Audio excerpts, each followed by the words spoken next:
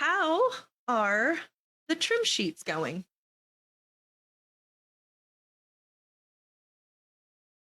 Fun. Fun? I don't want to talk about it. Okay. They're going. Yeah. Feeling okay with them. Yes. I'm going. Did recently, did somebody say they were leaving? I don't know. Okay. I did recently finish grading your trim sheet exercise with the fountain. And I think I'm starting to appreciate where we might be on the use of trim sheets and actually applying them now to the creation of an asset. So this exercise might go for longer if it needs to, right? On the fountain whip assignment, can I still send in my Maya project? I blanked on that. If it's a work in progress, possibly. If it's open still, sure, go for it. If not, I'll have to look into it as to why, because I can't context switch quite that quickly. I realized that all of mine didn't have a trim and had to go off of what the group picked. Sure, okay. So there is also the issue of what you're trying to make for the room might not require a trim sheet quite the same way that I'm making it. And I think that might be what you're talking about, Ashley. And I think that that's worth a little bit of exercise and time in class to work on. Now, I feel like some of us are still a little on the confusion side about like how to use a trim sheet. Some of the things that I saw reoccurring on the fountain assignment were an application of the fountain on the trim sheet, and it would just tile on the trim sheet. You wouldn't actually adjust trims to be appropriately placed on the trim sheet with any amount of control. That was a common thing that happened. Some folks were still in the mindset that it needed to be in the one-to-one space. I like that's where you're coming from in that school of thought. It doesn't have to be in this case. The idea of the trim sheet is that it's supposed to be designed in such a way that you can use it multiple ways, if possible. So, anywho, we're going to talk a little bit today about how to start modeling for your trim sheet, but I want to give everybody some time in class to go ahead and continue to work on it because I see that we're in varying stages of it. I think right now I can probably screen share. I bought that green screen. Oh, did you? Nice. Yeah. I mean, it'll work out pretty well. It folds down to the size of a suitcase. Oh, that's cool. And it's a non-wrinkle material. So Not too much stuff. Okay, so I'll go ahead and grade these as we go later, but I wanted to kind of share where everybody was at. The whole point of a discussion is that we can see each other's work and where we're going. Ashley, yes, you were kind of in this place of like, you're doing kind of I think a Moroccan style room, right? Yes. Let me see. I'm gonna see if I can pull up some of y'all's references in your group.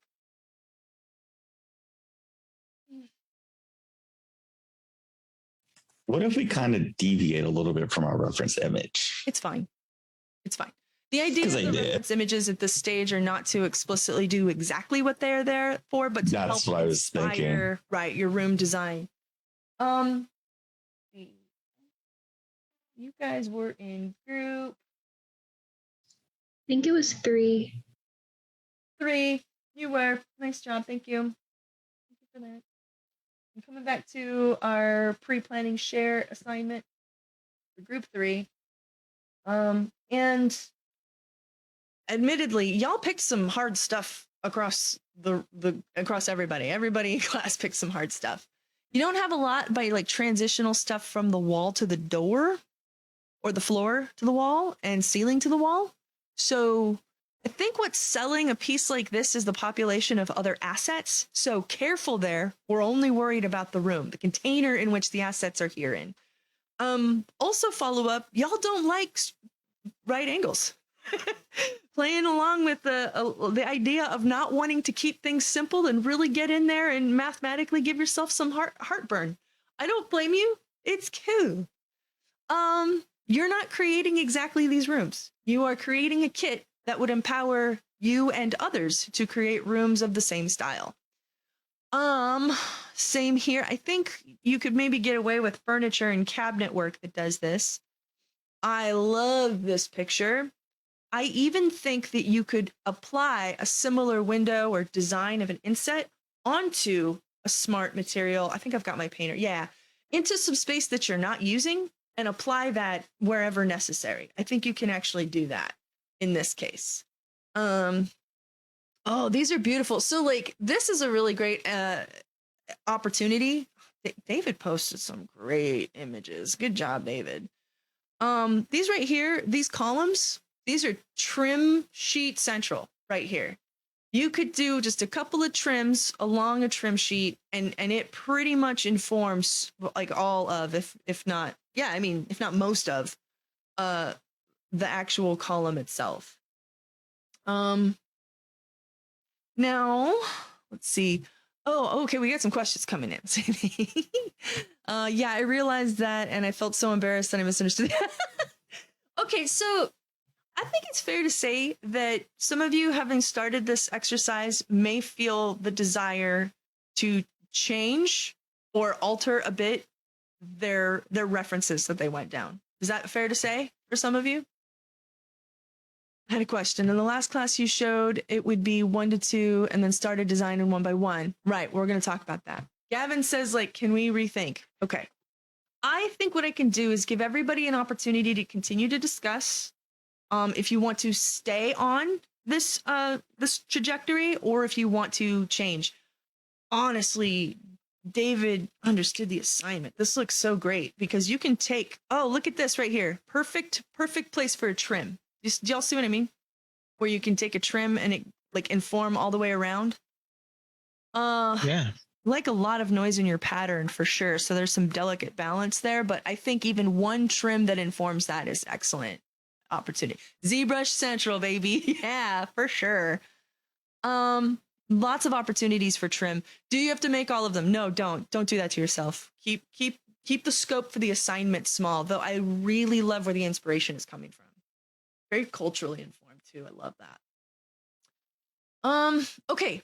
All right. Well then, in that case, let's do it. Let's everybody spend at least 15 minutes talking to each other about where you are on your trims. Does that mean that your trim sheet is going to go wasted? Not necessarily. Not necessarily. I think you can take the works that you have been putting in here and see ways to apply it. Great, Jack.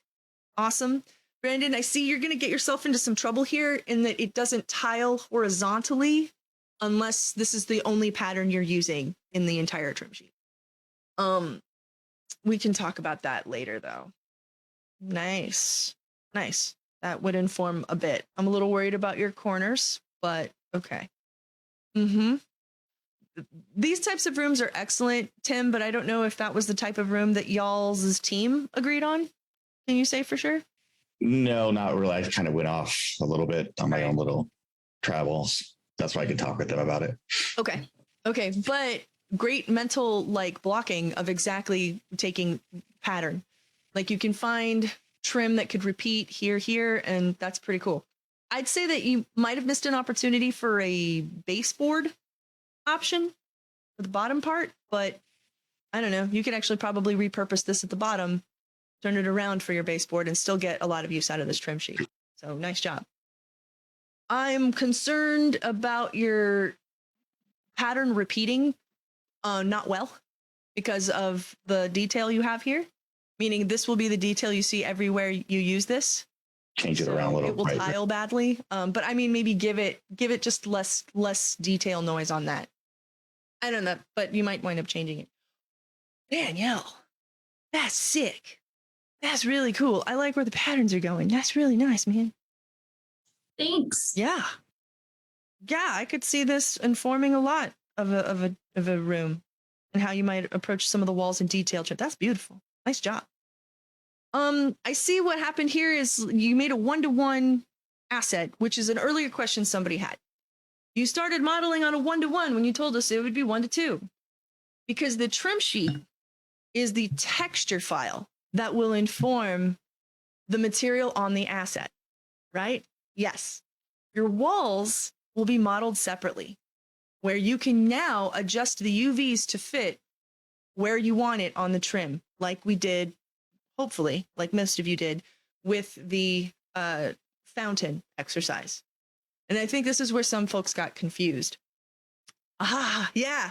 So we're going to have some time today. Instead of just more information, we're going to kind of go back and review and process this information a little bit.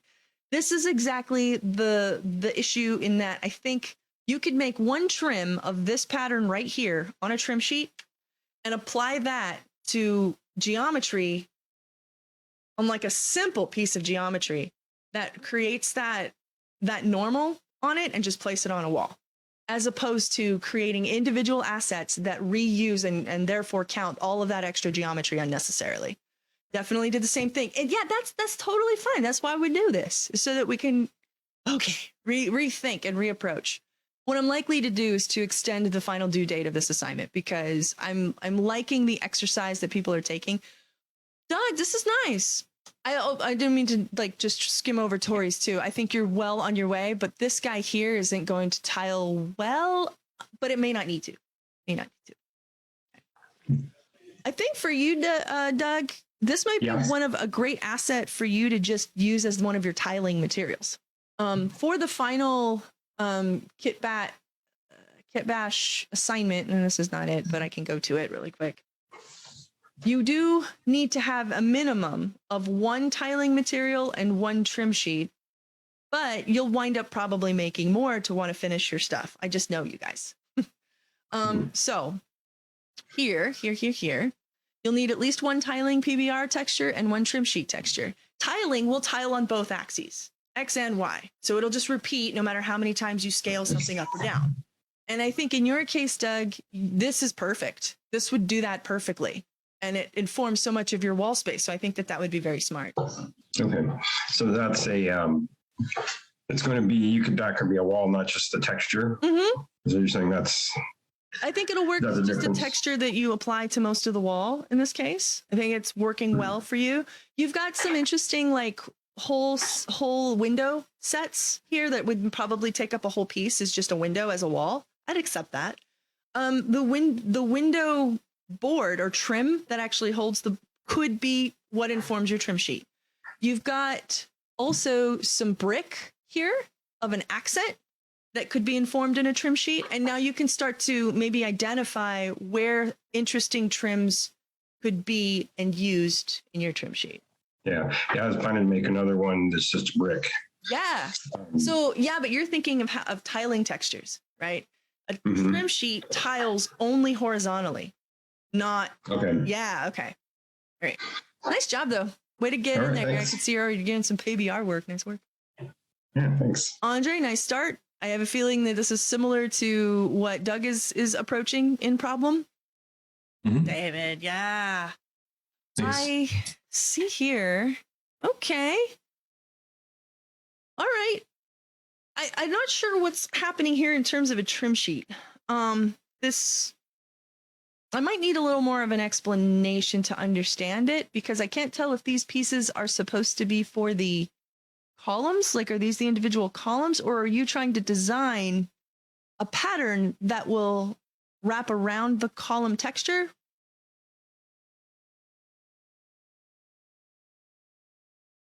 Or maybe this is a different detail and I'm misunderstanding.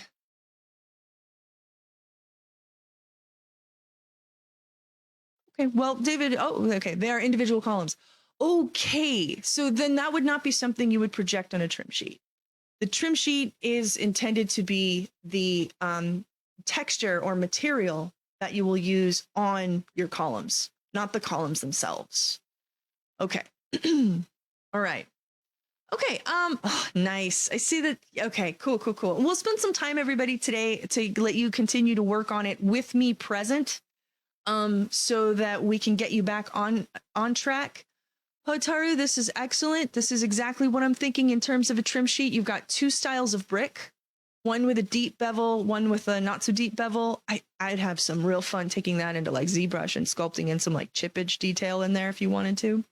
I like where this is headed here with like in terms of that. And I mean, you could potentially use this other space as I don't know, like filigree or other interesting pattern you might find in other spots. I like what you're doing with this space.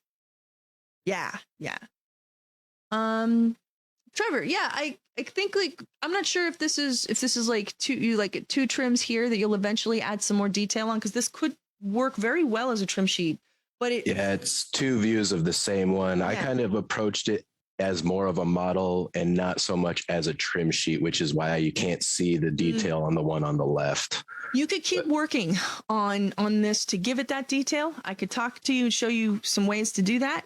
Yeah, no, I kind of misunderstood the like trim sheet. I should have realized we were making a trim sheet, and I kind of approached it as I was already modeling my walls and everything. Right. Yeah. This is a really great point. It's not like necessarily right or wrong to construct the wall after the trim sheet.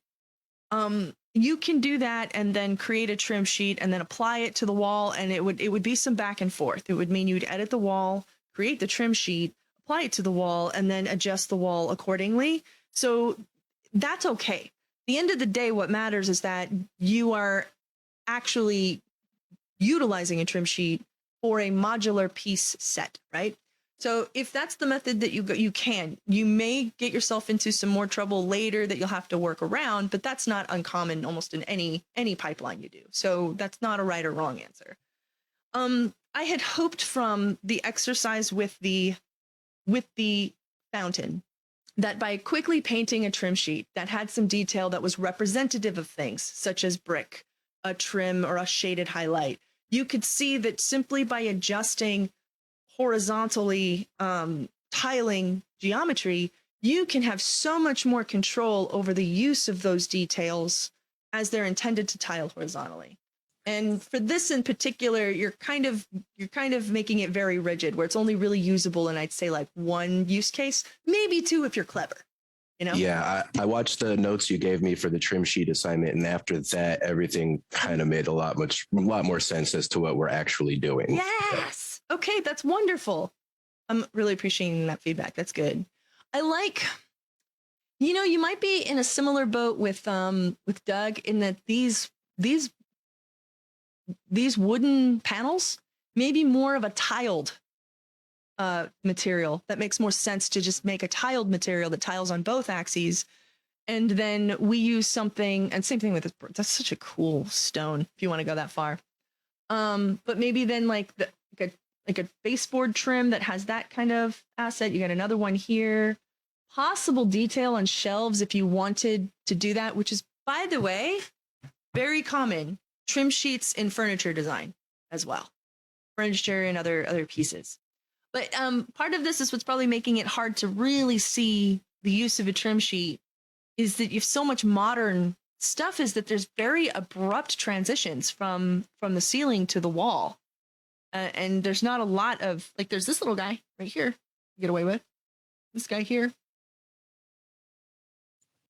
Yeah, we chose mid-century modern, and I went back and looked at a whole bunch of more photos trying to find more trim and stuff like that, and there's not a lot to choose from. And I think that's okay. I think in that case, your trim sheet just won't necessarily be like that intense of reusage. You might even find, which is kind of cool, because if you start with it, and you only have like these two pieces but a lot of extra space, as you continue to model, you might get an idea of like, oh, this would be really good to add to the trim sheet. And then you can add it and then kind of go back from there. So that's okay. That's okay. You don't need to force fit it.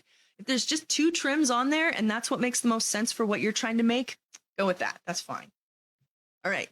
Yeah. Same. Brandon, I think you guys are feeling similar pangs here. And yep. Okay. Lyndon, are you here? You here, Lyndon? Yep. Okay, cool. Your group, you have a group that you're in. I didn't. I wasn't able to attend last week. That's okay, because you still have access to the discussion where it was posted, what people are making. Oh. So, yeah, you're in group 1, which is pre-planning, switch group to small group 1. Discussion, pre-planning, where y'all were deciding on something. Yeah, we got a little confused too. A lot of cool exterior shots. But you know, I feel like that doing an exterior model you could still see where the trim sheet would inform a lot. But let's keep going. These were some of the interior spaces that folks were looking to create. So what was the name that y'all did? Modern interior design is what you wanted to do. So this was the style that your group is doing. You're supposed to do something of the same style, Okay. but you don't have to do the same room. Everybody's doing their own kit. Now, I think you could still kind of get away with it with the direction you're going, but I don't want you getting sidetracked with the details of populated assets. You're probably wanting to populate with cars and things and wires and cables and stuff. And nope, this is entirely about making a modular environment set that you could construct a modular space. I think you probably actually find some great modern architecture and interior design for garages. And I think that would be an excellent marriage of these two. And I think even still, you might even be able to use sort of the direction of the trim sheet that you're talking about here, but it would have to be informed with your references. And this is not what you should be working on in this assignment. Okay. All right. We'll bring you back on track. And Alex, yeah, I can see how we talked about that briefly. This is a great, I think, use of that exercise for when we cover advanced materials in an upcoming week. We'll be talking about transparencies and ways for you to really utilize a transparency map without having to worry too much about the detail. You probably even have some exposure to that in some of the classes you've taken before.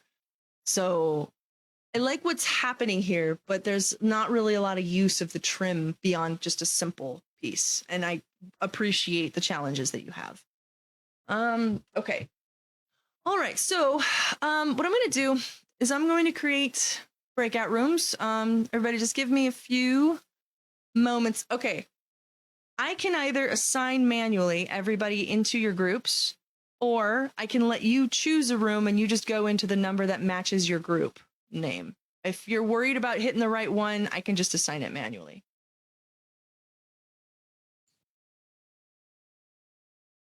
I'll assign it manually. Okay, hold on just a sec.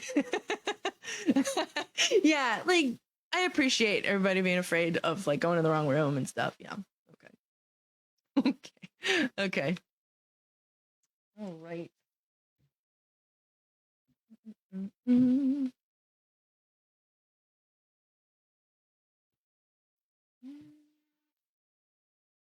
Two people.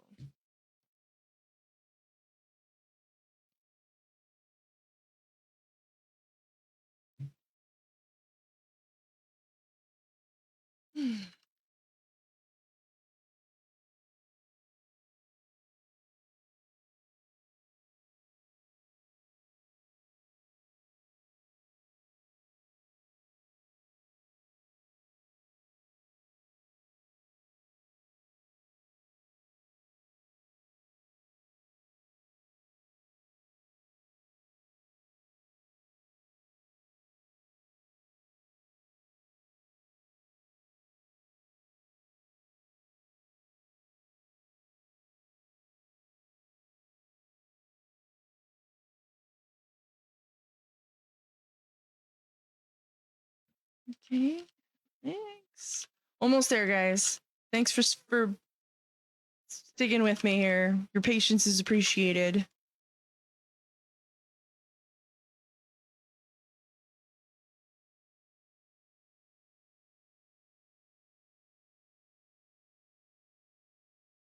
I'm gonna ask one more time. Who is Logan in this?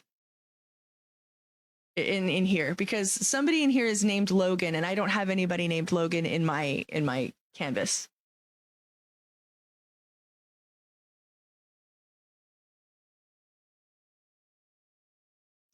Yeah, Logan. Whoever here is using Logan's account.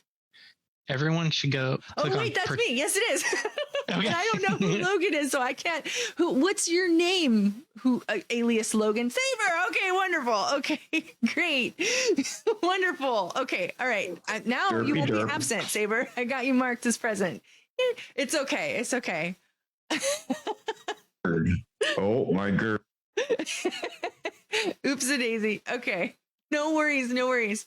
You're fine. I'm just glad that I know who you are now, and so I can make sure that you get marked for attendance. Okay, everybody, here you go. All right. Okay. I'm still muted. Am I? Am I still muted? I can hear you. Okay. Oh, okay. Cool.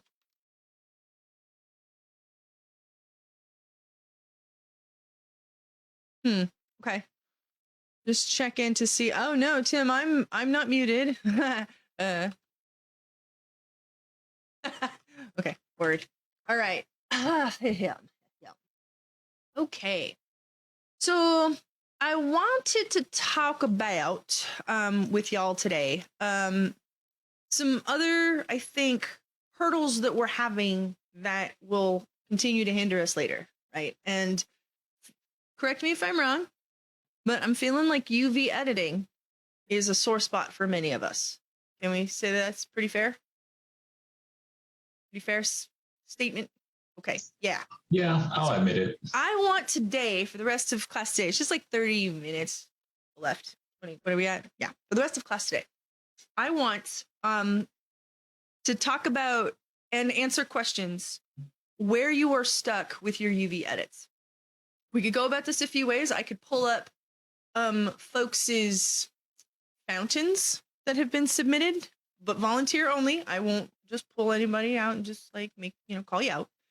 Well, welcome back, Tim. Glad you can hear me. I could look at, we could make a hypothetical model, and I could just start showing you some of those edits and where we got stuck, what was going on there. Or you could share with me something that you're currently working on, and I can help you with those UV edits. But right now, I really want there to be, at least for the rest of class, some time where we talk about how to edit, because I could tell from the fountain assignment, most of the time when folks were missing points, it was not because of the quality of the paint, which was great, by the way, such beautiful paint work, or the 3D model of the fountains. Like, the fountains looked really pretty cool. But when it came to actually editing those UVs, I feel like a lot of folks just kind of slapped that thing on and called it a day and just tried to move on. And that was actually like a third of the points was on the UV edits. So is there anybody who would prefer me to look at their fountains, since I've gotten back in and I've graded everybody's stuff, so you should be able to see if yours had that issue at this point. And I believe I gave everybody feedback that I could. You could look at mine if you want. Yeah? Okay. All right, Zach, I'll do that.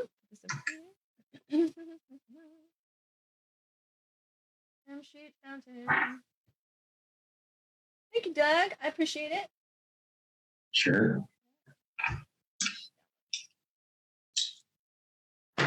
Now, yours, I also had an issue with not seeing your trim sheet. So I actually think that your grade suffered way more than necessary, in that I couldn't see how the trim was applied to your mesh. So if you could send over that actual painting of your trim sheet too, would be helpful, super helpful. Okay, the form for the fountain. Yeah, the fountain. Okay, we're gonna put that, send it to the Zoom chat, or that would be fine. That would be fine. That would work. okay.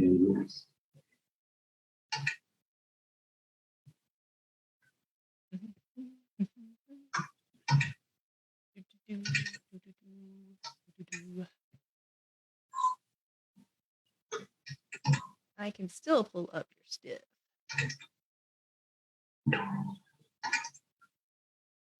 Okay. All right. Beautiful job on submitting your project, by the way. Ooh, this is something that I should also make sure that we get recorded one more time. Some of you also struggled a little bit with submitting your whole Maya projects. Okay. In Maya, you have made a project. If you didn't, it's in the default, and that's not good practice. You actually are going to want to make sure that you make a project. Now, to do that, let's go ahead and pull up some stuff that I've Add in the past. Maya. Mhm.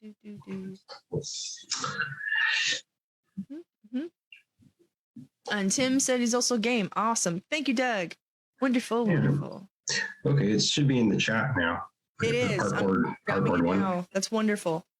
Okay. Okay, so firstly, to make sure that you're making it a project, Doug, this was not a problem for you, but it was for several people. So that's one of the reasons why I wanted to make sure that we cover it.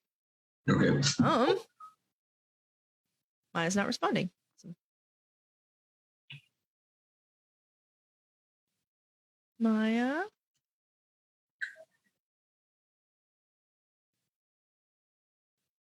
Cancel. Okay, back to normal. All right. So you've got a Maya project. Let's say it's great. Now, what you do is you go to the project window.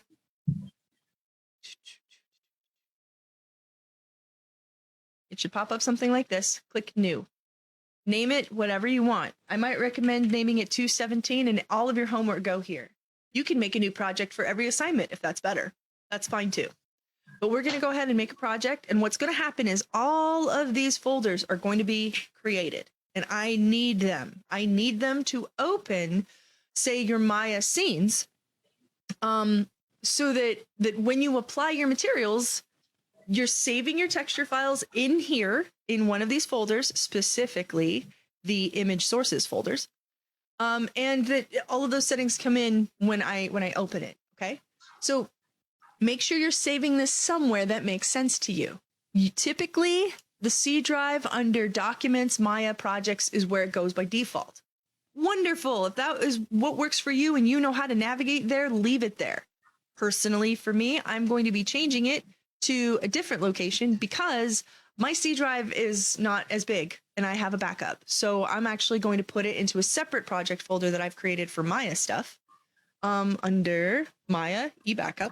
I call it Maya folder E drive backup projects, and I'm going to make a new project here. I'm going to select that directory and I'm naming it 217. I'm going to hit accept. And now if I go back into my stuff and I go to my E drive in my Maya backup, oops, that's Unreal backup, excuse me. Projects, there's my 217 right there. In here, in the scenes is where you'll be saving your stuff. I don't have anything there yet because I haven't saved it yet. So I'm going to save one really quick. Save scene as. I'm going to call this project setup demo. Project setup demo. Some of you are giving me this file and thinking that that's enough. It's not. I need you to come back here to projects, find the one that you created, naming it 217 is helpful, zipping this puppy up for me. Wonderful. I prefer zip. Give me that when you're done. Okay. All right. So that's how you submit a project. All right. But I'm coming back over here to Doug because you were kind enough to let me look at your work. Go ahead and close all out of that. So that artboard one I just sent, that was in all the project folders under images. I'd put it in there. Okay. But it didn't tell you that. So you put it under images, not source images. Then I should be able to find it. Okay. I'm sorry. That would solve it. We'll do Maya project fountain. That's this one here. Yeah. You got it in here. There it is. Okay. Wonderful. Well, then let's take a look at it. I should be able to find it with that. Fountain assignment. Minus 10 points for spelling. Just kidding.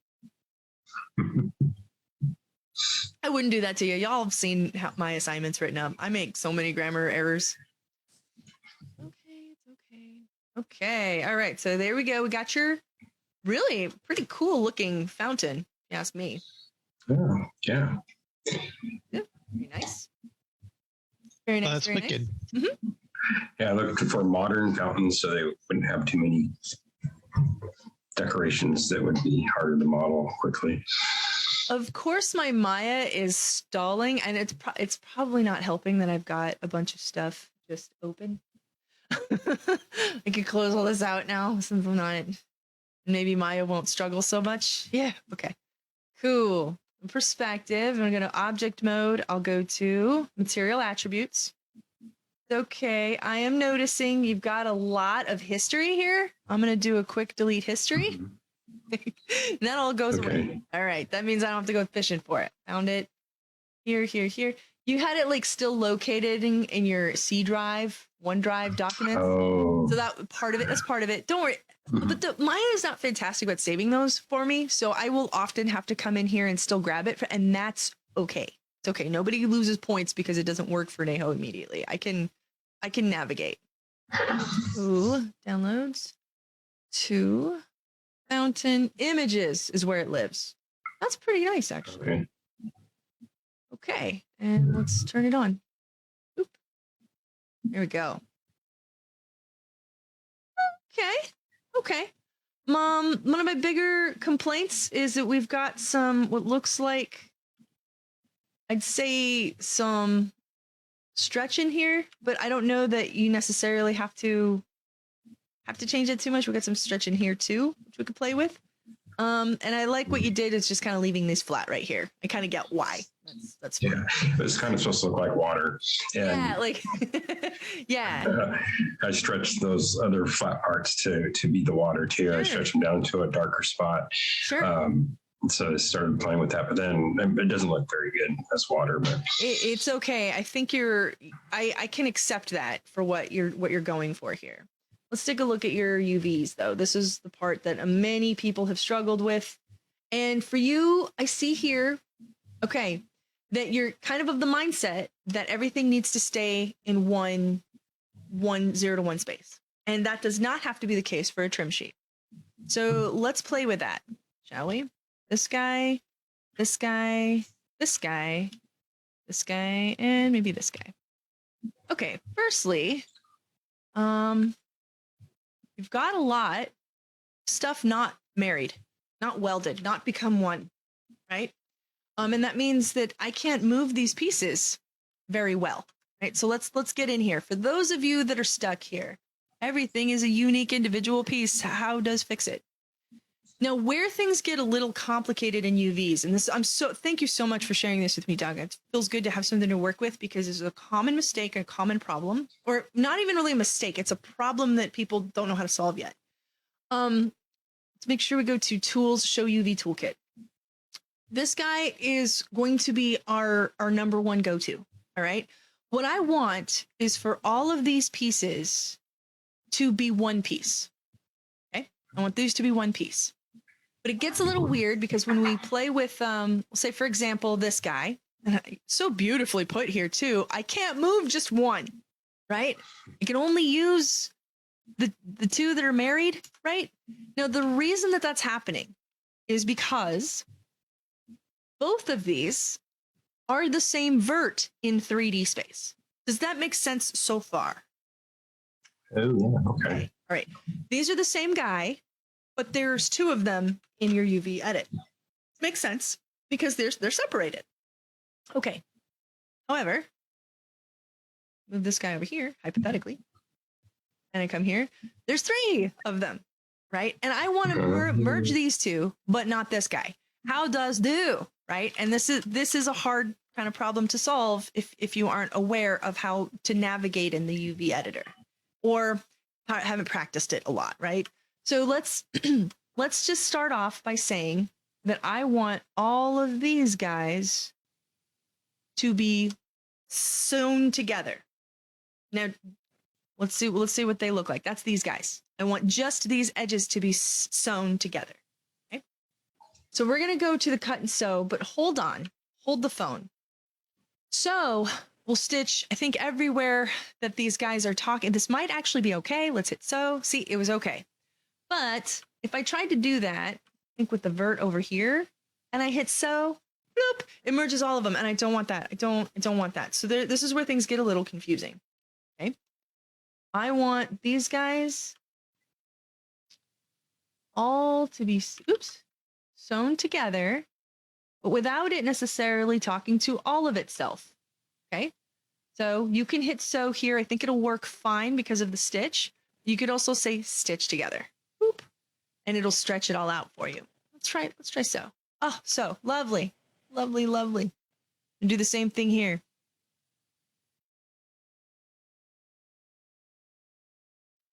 So now watch what happens when I select these faces. It selects the whole piece. Okay. Right? Okay. Go this guy. Okay, so here's where it gets a little funky. I want to marry these guys, but not any of these guys. Urgh. Urgh. I can feel Hulk smash coming in because if I try to start, like, I want to just like delete or like deselect these guys. Oh, that might be fine. But if I wanted to marry, actually, I think it's actually kind of okay in this case. Mm-hmm.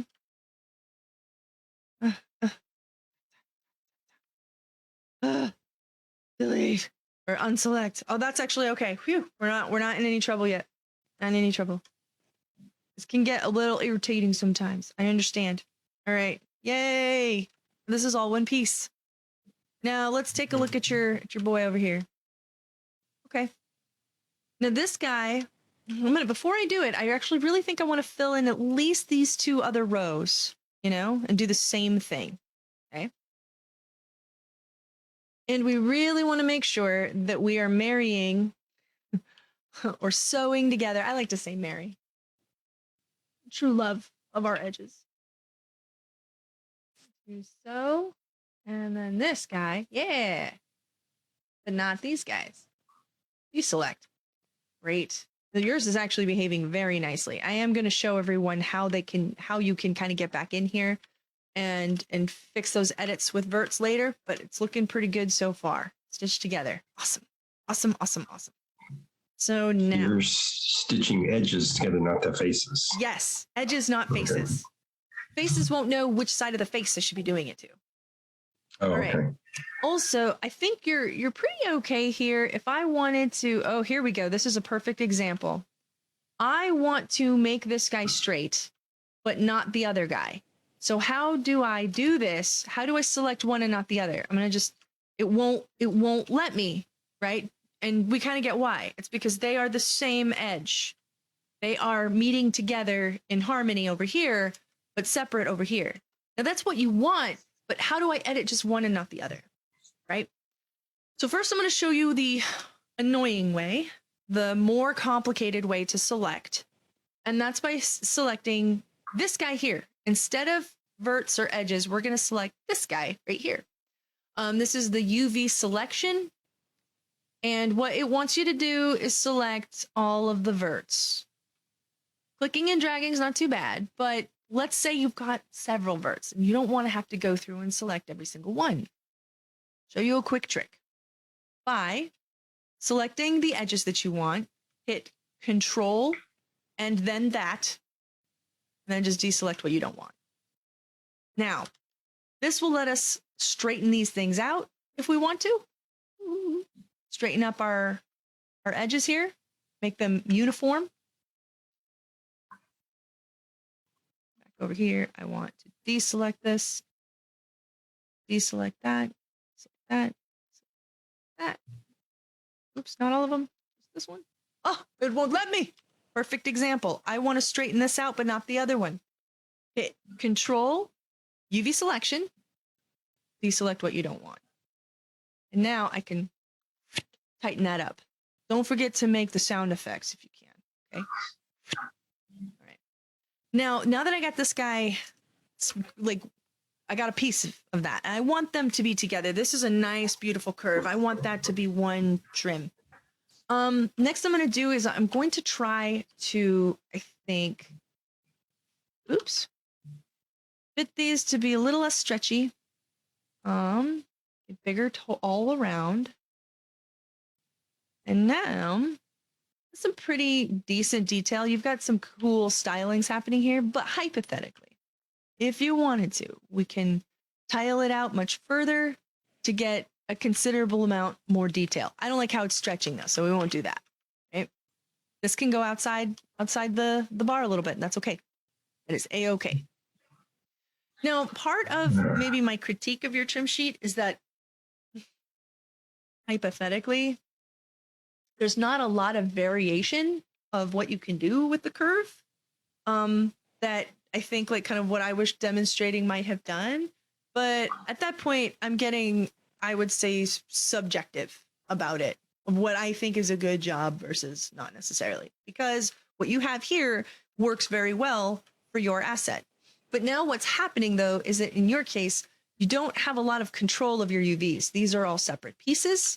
We aren't really paying attention to their seams. I mean, most of them are kind of okay in that they're not interfering with each other. But see here, I think this guy and this guy do not need to have a seam. These could be married. They could be welded, right? These two could, they're right. There's no space between them on the 3D object. Why should there be on the 2D? Okay. I mean, unless of course you want there to be a seam, in which I'd say that you did a great job with this guy. This guy looks pretty decent. I don't like how uneven he is. So we could probably get in here and edit some of that right now. So let's say this guy and this guy stitched together. Or, so. Yeah, I did that when I hit unfold wide, make side stretch, or make a new geometry for the next level. And then my UV map would be a new thing on the UV map. It would be super condensed. So I just had to find it, and then I hit unfold, and that's what it looked like. Yeah. So you're not really in rough shape here with something like this. What you could do, if you wanted to do it by hand, select these pieces here. This is not actually a bad method to just kind of come in here and straighten them out. Or you can apply a new projection. Cylindrical projections basically give you these mostly aligned to begin with. I don't know. We can give it a shot. Let's see this guy here. What do we have? You. Yeah. Let's try what cylinder does. I don't know. Well, let's try it. Whoop. Yeah. So we start off with just kind of bring it down. Probably get in here and edit a little bit more with finesse, with a little bit more finesse. Wasn't too bad. So that mostly straightens you out. I don't love what it did here. We could deselect. Oh, it doesn't want to do it. Control UV, and we'll deselect everything we don't care about, including you. Oh my gosh, though, this is so boring. You ain't wrong. You ain't wrong. This is probably the stuff that people who are learning how to 3D model hate the most. But this is part of the modeling process. This is not something you do in addition to the modeling process. This is part of it. So there's a little bit of wisdom for you too. There will be things and people and stuff in your life that you love. And there will be parts about them that you don't love. But we have to accept them unless it's something that you're not willing to deal with anymore, in which case you need to know if that's a deal breaker. Some of you, UV unwrapping might be the deal breaker for you to ever want to be a 3D modeler again. And I understand that. So if that's you, that's okay. That's okay. You don't have to be a 3D modeler. But if you are dedicated to being a 3D modeler, UV unwrapping is something you have to do. So you'll be needing to demonstrate some of this. Let's put this here. Oh, I kind of like how that turned out. I was hoping something like Substance Painter could take care of the stuff like this for us. Substance Painter is the creation and the projection of those normals. So it is really more about the creating of the materials, not the UV unwrapping. You have to do the UV unwrapping. Because it needs nowhere to go. There are some pretty cool plugins that will make some things faster for you. These tools down here, these tools in here, these are all here to help you with it. That's what all of this is. So I recommend, there's no easy button. You know, Tim, there is, but it's ugly easy button. It's not make easy and look good button. It's like you have to pick one or the other. So yeah. All right, so I'm so glad that we got some chance to like actually talk about this. Because like look at this guy now that I just unwrapped for you here. It's looking, I think that's a pretty cool detail how it wrapped around there, the way you had it. Yeah. And it's taking up that detail, and it's not anymore, is it at all? Like, it's not stretching, and I think it's tiling very nicely. Excuse me. Up here. I like your painting that you did too. It's a fun painting. Oh, thanks. I can see like the mold or the like the decay on it. I thought that's really nice. It's a nice touch. It's a real nice touch. Splatter Mhm. splatter brushes. Yeah. It's fun, and it's a fun style. And the little fall off here is nice for around the edge. Right here, it makes me want to come in here and edit this guy. And this guy. Yeah, I was trying to keep the high, well, the lightest part was the top edges of each bowl. Mhm. And they had to, then when I started to model it, I kept on having to mess with the UV map to get it back up to those, the lightest color lines. Yeah, the cylinder projection's working real nice on your boy here. It's working real nice. Like, that's all I did with this guy. So we had this here, and I wanted to fix it, and I wanted to see if I could do it quickly, and it turns out I basically could. If I just clicked on cylindrical, so it puts it 0 to 1, which is not ideal because, like, you can tell that it's taking your trim. What's kind of fun though is that that almost looks pretty cool just by itself. Okay, but like, let's not do that though. Back up here. Oh, when you had it off for a second to show that, you could see that line where they're sewn together in the bottom bowl. How do you Down right here? there? These Yeah. trims? Okay. So that means these guys here, they are, yep, that would be my fault. I've got this here. So what we're looking at is where it's tiling. It's cutting off in the middle. So what you could do is put this more centered about here, and we'll have it tiling twice wholly. And then what we'll do is we'll move this puppy over there, and just to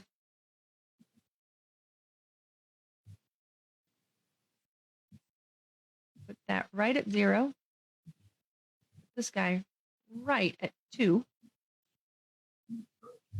And if your material does not have a seam, is that the actual material itself, neither will you, but you do. You do have a seam. So that has to do with how you painted it in Photoshop at that time. Now I could show you in more detail, but I'm going to actually stop for today because we are going over, but I'm happy to show you after class because it was covered when I did the painting thing. You do an offset halfway and you just like make sure that there's no seam in the middle. Oh, I remember that. That's right. I'm going to do that. Okay, I can review that again. Yeah, I'm scared. What I like to do in the UV editor is select create. Yeah, automatic. Yes. So real quick before I let you guys go, if you have to bounce, I understand. But here's a problem with the automatic, Alex. So firstly, I'd like to just say duplicate. I like where this is going, but let's go over here and let's apply an automatic unwrap to all of it. It's just all you. Let's click unwrap or automatic. Yeah. This does not for a trim sheet make. Also, you now have everywhere there's a cut here, which is the white line, is where there will be a seam. Like, and this means now automatic might be fine to start with a unique asset like a cell phone or my wind elemental that you were going to 3D model hypothetically. No, you won't. I won't make you do that. But starting off with an automatic unwrap here is not terrible. Look at this though. Look at this guy. This guy just where are you even? He's over here. Oh, look at him. Just like that's not even they ain't even trying. You know, like that's not even trying. They're on the grade book. You know, this requires now a lot of going in and fixing that you're still not off the hook for. So automatic is not a place to end, but it's a great place to start. It's a decent place to start, but you're not off the hook with knowing how to sew and cut appropriately. and Lots adjust of and editing. move those pieces. Okay, guys, I'm sorry that we went over 5 minutes. I will let you go.